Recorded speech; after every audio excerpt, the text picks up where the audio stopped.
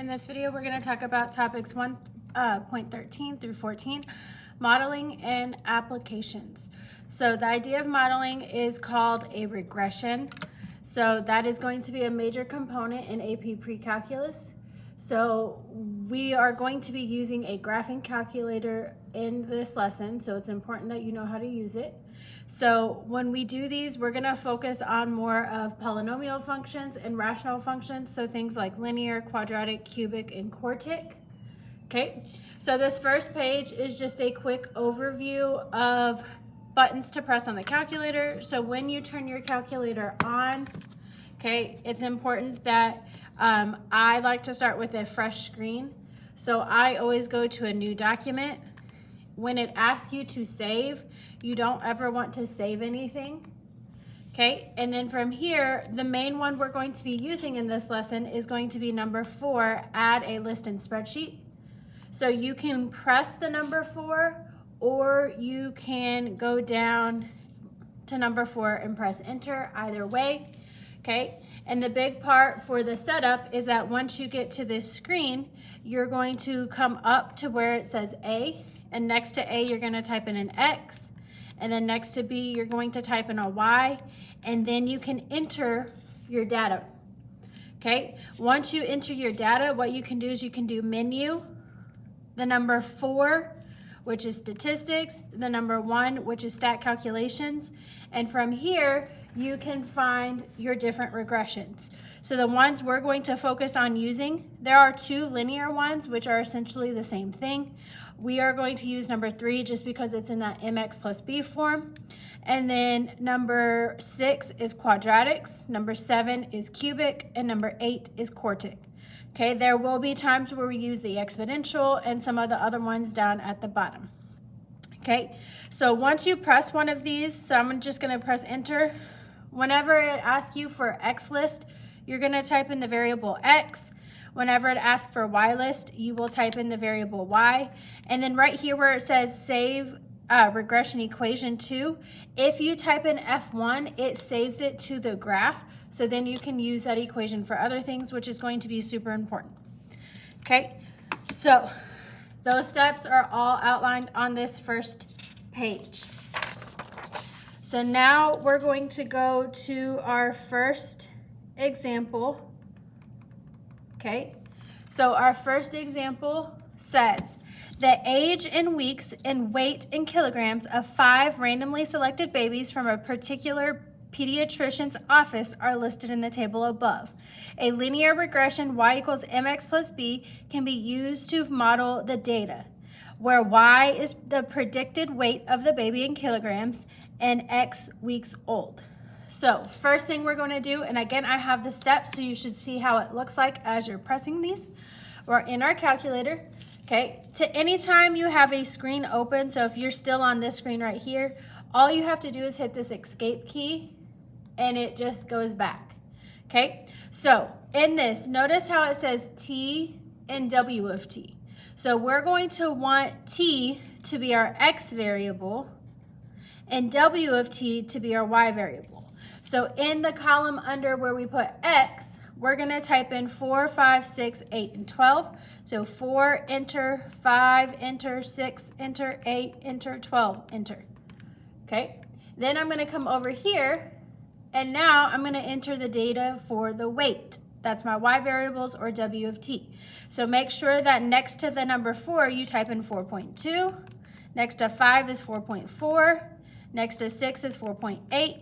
Next to 8 is 5.1. And next to 12 is 5.7. So all of your data should line up just like here. These numbers need to go together. The only difference is now it is in a more horizontal or vertical form than this horizontal form on the paper. So once you have your data typed in, okay, again, double check it to make sure you didn't make a typo. What we're going to do is you need to go off to the side where you're not hovering over a number. And now we're going to do our linear regression. So we've already entered the data, which is this first step. Now we're going to hit menu. We're going to go to number 4 or press number 4. Then we want number 1, which is stat calculations. And we want a linear regression, which is y equals mx plus b, so number 3. You can go to number 3 or press number 3. Okay, X list is X, down to Y list is Y. Make sure that where it says save regression, we have F1. If it's something different, you can change it to F1. Just you need to remember where you're storing this, so when we need to recall it later, we can use the correct function. Okay, once we have all that, you can just press enter and it should go through. And so now we have our M, we have our B, which is what we want. Now, when we write the equation, we do need to make sure that we write at least 3 decimals. Anything less will be counted wrong. So sometimes if it doesn't show it, if you hover over it, it may give more decimals as needed.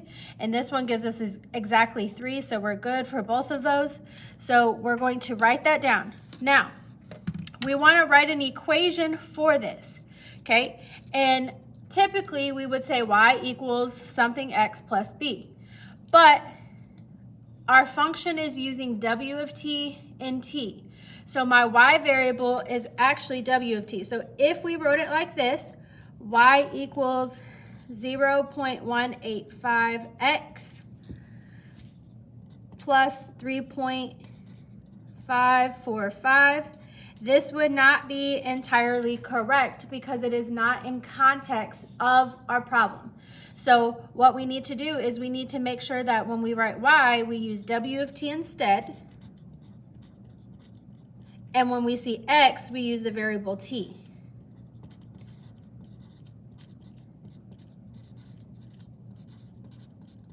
And so this would be the correct one that we need to use whenever we're writing this, not with x, because we want to make sure that we're writing it in the context of the problem. Okay, now it says using the linear model from part A, what is the predicted weight in kilograms of a baby's that is 10 weeks old? So what we can do here is you do not have to use this equation because sometimes this equation is rounded and we don't want it to be rounded, we want it to be exact. This is considered to be an intermediate step and we never want to use rounded numbers in an intermediate step. So what we can do, and I have some steps over here, is we can press Control Dock. So Control is this gray button, Dock is right under the Home button, and it pops up and we're going to add a calculator.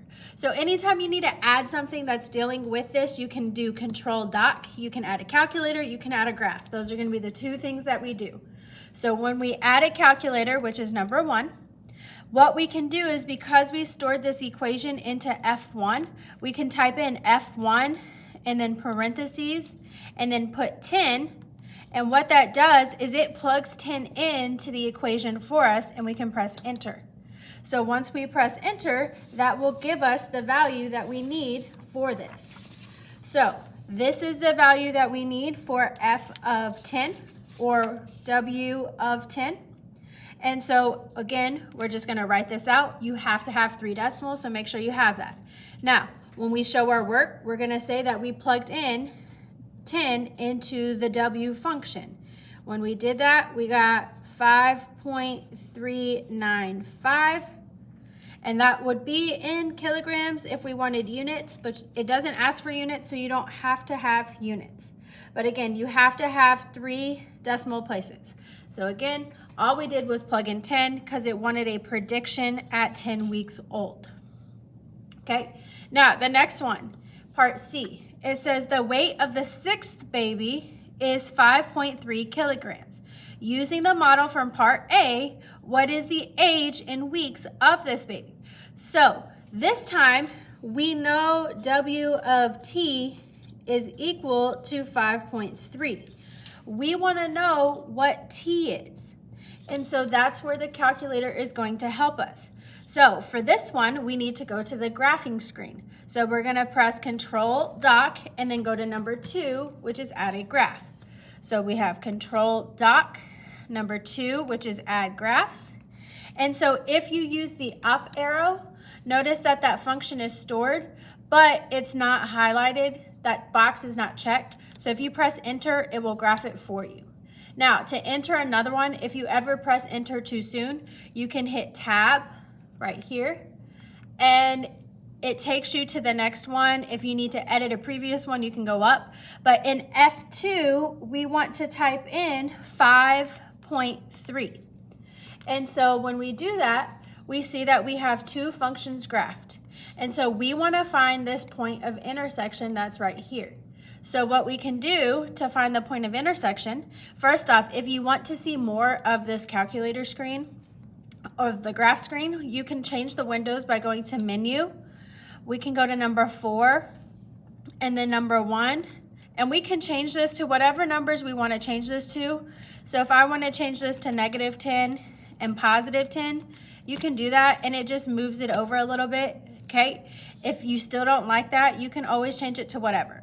But to find the point of intersection, what we're going to do is we are going to go down to number 6, analyze graph, and then number 4 where it says intersection. And so once you get here, notice how this dotted line appears. And so you can use this mouse pad to kind of move it over. And you want to move it over to the left side of that point of intersection right here and press enter. And then you're going to drag it over until you get to the right side of that point of intersection where you see the word intersection pop up and press enter. So when you do that, notice a number pops up. Now it is a little messy, so sometimes you can grab it and like move it or highlight it like I just did. That way you can see it better. But this is the number of weeks that it would take for the baby's weight to get to 5.3 kilograms. Now, you do have to have 3 decimal places at a minimum. So we have 9.486. And that would be in weeks, so that would be weeks right there. Okay, and so that would be our first problem. Now, let's look at the next one. So, the next one, example 2, is talking about some appropriate models that we have. So, we have 3 different models, and sometimes we're going to have to figure out which one we want to use. So the first model is a linear model, and that's when you notice that the rate of change is kind of constant, that we're roughly constant, adding the same thing each time. We have quadratic models, okay? That's when the rates of change are linear, or you see that there's potentially a maximum or a minimum, so you see the values start to increase and then decrease, or it's something that involves area. Okay, so these are going to be the big ones that you see. Then there's cubic models that involve volume. So in these next examples, we're going to try to figure out what kind of model would best represent them. Okay, so we have our first one, which is, or let's read the directions. For each of the following situations, determine whether the linear, quadratic, or cubic model would most be appropriate. So the balloons are filled with water in a preparation for an epic water balloon fight. Each water balloon is roughly spherical. The radius of each water balloon is measured relative to the amount of water it holds. So if we're talking about filling a water balloon, then that is something that is volume related. So this is going to be a cubic model because it's volume. So because the context is volume.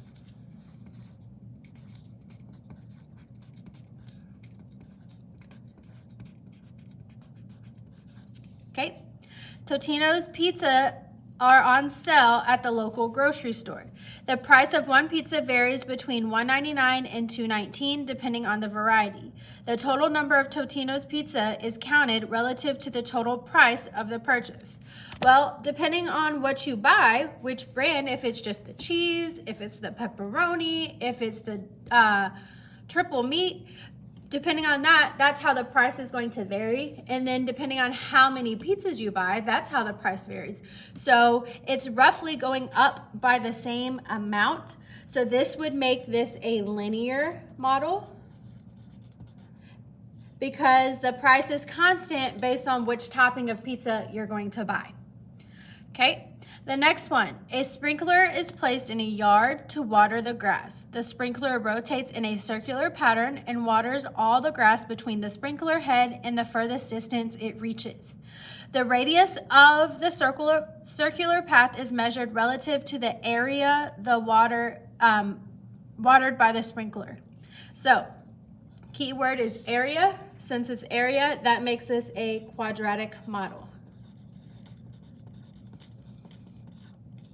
Okay, because again, it's involving the area that was watered.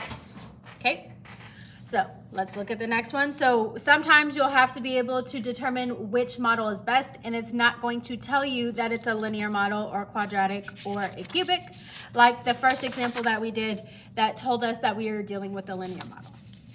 So looking at example 3, it says the table above provides data for 8 ordered pairs.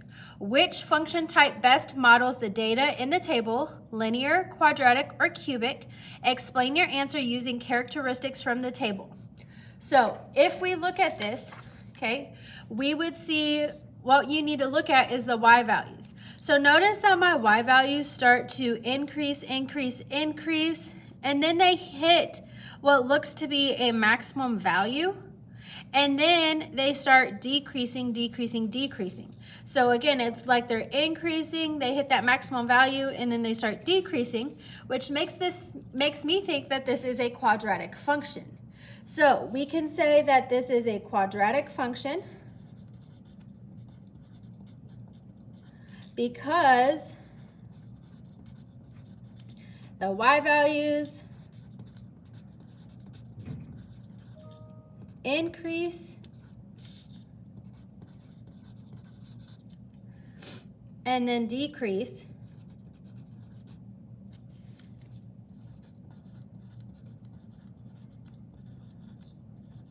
around when t is equal to about 1.7. Okay, and then if you kind of look at it, it seems to be a little bit symmetrical about this right here, so maybe that's our center, or maybe our center's more over here. But again, if you look, these are increasing and then they switch to decreasing, which makes it look like that quadratic function. So now what we're going to do is we're going to enter this data into our calculator. So we have our calculator. We're going to turn it on. Okay, so we've used this for a previous problem, so I'm just going to go home and I'm going to start with a fresh new document. No, we don't want to save, and we're going to go to number 4, add a list in spreadsheet, and we're going to go ahead and enter our data. So next to A, we're typing in X. Next to B, we're typing in Y. Then I'm going to go ahead and enter the data, so you go ahead and do so too.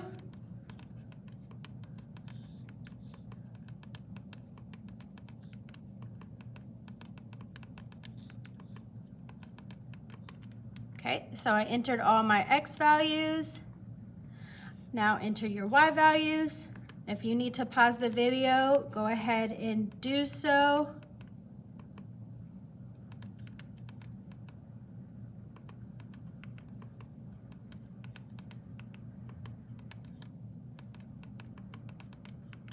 Okay, so if you were not sure what type of model this looked like, I'm going to show you something you can do. So we can go over and we can actually go to Control Doc and we can add a graph, number 2, and this can graph it for us. So how we're going to get this to graph the scatter plot is we're going to press Menu, and again, these steps are off here to the side, so I'm doing these first steps. So we're going to hit Menu, and we're going to actually go to number 3 that says Graph Entry Edit, and we're going to go down to number 6 where it says Scatter Plot. And so once this pops up, next to X, you're going to type in X. Next to Y, you're going to type in Y. And you're going to press Enter. And it's going to plot those points for us. Now, notice how it's not plotting all of those points that we have. So what I'm going to do is I'm going to go to Menu to number 4. And I am going to edit the window settings, so number 1. Okay? For the context of this problem, I think that it's going to be best because if we look at our values, The smallest x value we have is 0, so I'm going to go with 0, and I'm going to go all the way till 5 just to fit all of my x values in there. So 0 to 5. And then my y values start at 5, or the lowest it gets is 2.8, the highest it gets is 18. So for my y values, I'm going to go from 0 to 20. Okay? And again, you just kind of look at the data and see, as long as the min is the smallest value, the max is the biggest value, you're good. And so now I press enter, and notice how it has that plotted. And you can see that this is a quadratic function. Okay, so it's making that U shape, so our guess was correct. Now, we do want to write the equation for part B of this model. So what we're going to do is we need to go back to that table that we did. So you can take your cursor over here, highlight or click on the 1.1, and it switches over. So now that we're here, okay, we can go ahead and do our regression. So we're going to hit menu, 4, 1, and because we want a quadratic regression, we're going to go down to number 6 or press number 6. X list is X, Y list is Y. I want it stored in F1, and then I have it right here. So notice how these have a whole bunch of numbers, and so that's why it's super important to store a value, because if we store it, we don't have to write down all those numbers. Okay, so we're going to go ahead and write down these equations. Each one for A, B, and C needs to be 3 decimal places. So we're plugging it into the quadratic formula, ax squared plus bx plus c, and your calculator gives you A, B, and C. So for A, we got negative 4.883 x squared. For B, we got 15, so plus 15.958x. And then for C, we got 4.996. Okay, now I do want to show you a couple of things just to get you used to using the calculator. So if we take our calculator, since we already wrote our equation, what you can do is you can go back to this graph, and we can actually get the equation or the line or the quadratic graphed in here. So if you go back to menu and you go back to graph entry and you do number 1, which is a function, and you go up, you see how that equation is stored. Press enter, and look right there, it has it for us. And now you can see that the equation we came up with is going through our scatter points. Okay, so there is that. Again, you could also add a calculator screen and plug in a different value to see what you get, to see what a prediction would be. Okay, so now let's look at the last part. Okay, the last part is talking about residuals. We will talk about residuals more in section 2.6, but we're going to briefly discuss it now. When we use a model to predict values, we expect our model to produce values reasonably close to the actual values. But our models are not always expected the exact values. So sometimes our prediction may be a little higher, maybe a little lower, depending on what it is. So the difference between the actual value and the predicted value by the model is called the residual. So that's important to know. The difference between the actual model and the predicted model is called the residual. So to find our residual, we're going to take the actual model minus the predicted value. The actual value from the table, the predicted value from the calculator. And so this is how the math symbols are, y minus y hat. You don't have to remember that. You just need to know actual minus predicted. So what we're going to do is we're going to go to example 4. And this is the same one as example 1, but we do need to re-enter the data and get our stuff. So go ahead and pause the video to make sure you know how to enter all the data. That way you can check yourself and make sure you're good, and then you can skip this part if you're good with everything. Okay, so I'm going to enter the data real quick.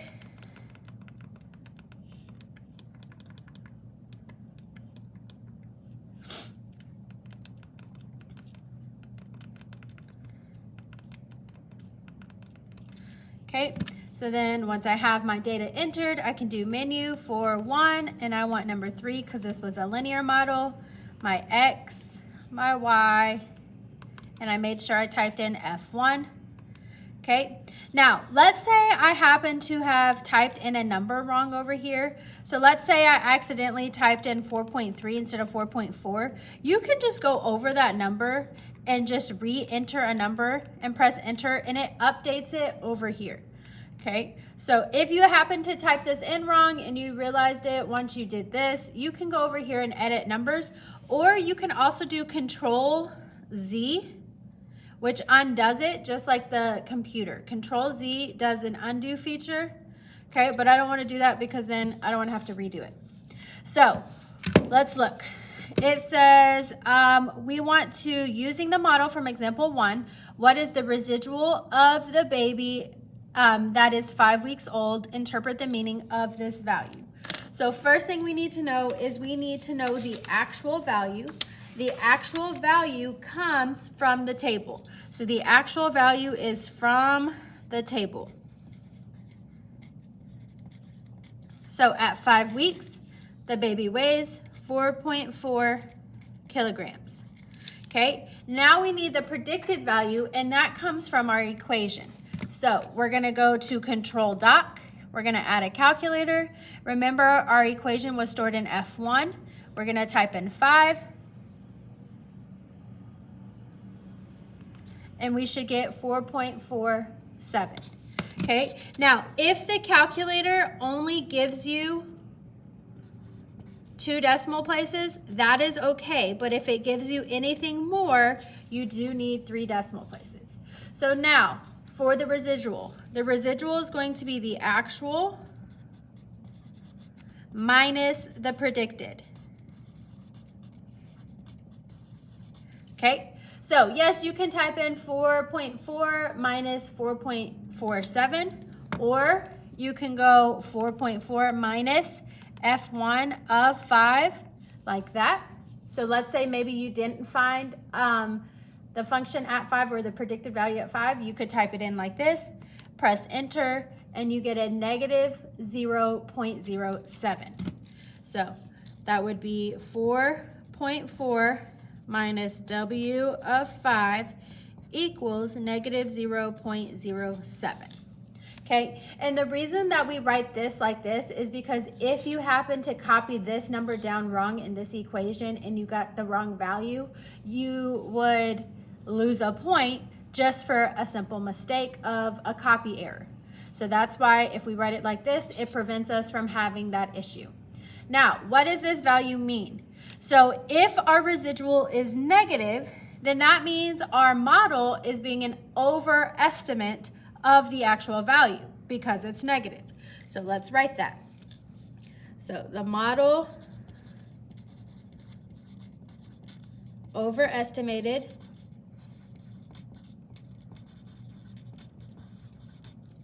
the actual value